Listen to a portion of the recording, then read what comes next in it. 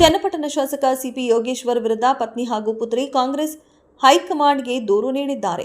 ಬೆಂಗಳೂರಿನ ಕೆಪಿಸಿಸಿಯಲ್ಲಿ ರಾಜ್ಯ ಕಾಂಗ್ರೆಸ್ ಉಸ್ತುವಾರಿ ರಣದೀಪ್ ಸಿಂಗ್ ಸುರ್ಜೇವಾಲಾ ಅವರನ್ನ ಭೇಟಿಯಾದ ಯೋಗೇಶ್ವರ್ ಪತ್ನಿ ಮಾಳವಿಕಾ ಸೋಲಂಕಿ ಹಾಗೂ ಪುತ್ರಿ ನಿಶಾ ಸಿಪಿ ಯೋಗೇಶ್ವರ್ ವಿರುದ್ಧ ದೂರು ನೀಡಿದ್ದಾರೆ. ಸಿಪಿ ಯೋಗೇಶ್ವರ್ ತಮ್ಮದೇ ಕುಟುಂಬಕ್ಕೆ ತೊಂದರೆ ನೀಡುತ್ತಿದ್ದಾರೆ. ಪದೇ ಪದೇ ಕೋರ್ಟ್ಗಳಲ್ಲಿ ಕೇಸ್ ಹಾಕ್ತಿದ್ದಾರೆ.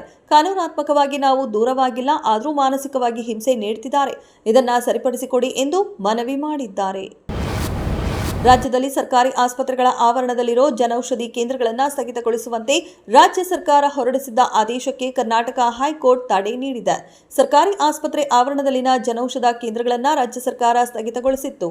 ಜನೌಷಧ ಕೇಂದ್ರ ತೆರೆಯಲು ಮೂಲಸೌಕರ್ಯ ಕಲ್ಪಿಸಲು ವೆಚ್ಚವಾಗಿದೆ. ಜನರಿಗೆ ಶೇಕಡಾ 50ರಿಂದ ಶೇಕಡಾ 90 ರಿಯಾಯಿತಿ ದರದಲ್ಲಿ ಔಷಧ ನೀಡಲಾಗುತ್ತಿದೆ. ಸರ್ಕಾರದ ಆದೇಶದಿಂದ ತಮ್ಮ ಮೂಲಭೂತ ಹಕ್ಕಿಗೆ ಧಕ್ಕೆ ಎಂದು ಅರ್ಜಿದಾರರ ಪರ ವಕೀಲರು ವಾದ ಮಂಡಿಸಿದರು.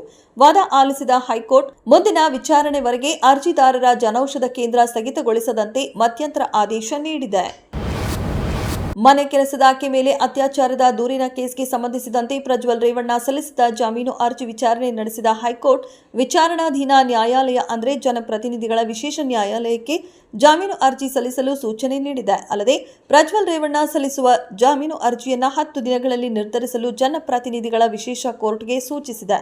ಇದರೊಂದಿಗೆ ಪ್ರಜ್ವಲ್ ಸಲ್ಲಿಸಿದ್ದ ಜಾಮೀನು ಅರ್ಜಿಯನ್ನು ಹೈಕೋರ್ಟ್ ಏಕಸದಸ್ಯ ಪೀಠ ಇತ್ಯರ್ಥಪಡಿಸಿದೆ.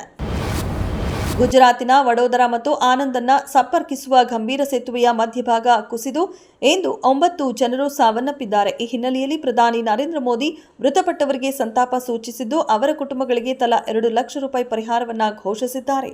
ಗಾಯಾಳುಗಳಿಗೆ 50,000 ರೂಪಾಯಿ ಪರಿಹಾರವನ್ನು ಘೋಷಿಸಿದ್ದಾರೆ. ಗುಜರಾತ್ನ ವಡೋದರ ಜಿಲ್ಲೆಯಲ್ಲಿ ಸೇತುವೆ ಕುಸಿದು ಸಂಭವಿಸಿದ ಜೀವಹಾನಿ ತೀವ್ರ ದುಃಖಕರವಾಗಿದೆ. ನಮ್ಮ ಪ್ರೀತಿ ಪಾತ್ರರನ್ನ ಕಳೆದುಕೊಂಡವರಿಗೆ ಸಂತಾಪ ಸೂಚಿಸುತ್ತೇನೆ ಎಂದು ಪ್ರಧಾನಿ ಕಚೇರಿ ಪೋಸ್ಟ್ ಮಾಡಿದೆ.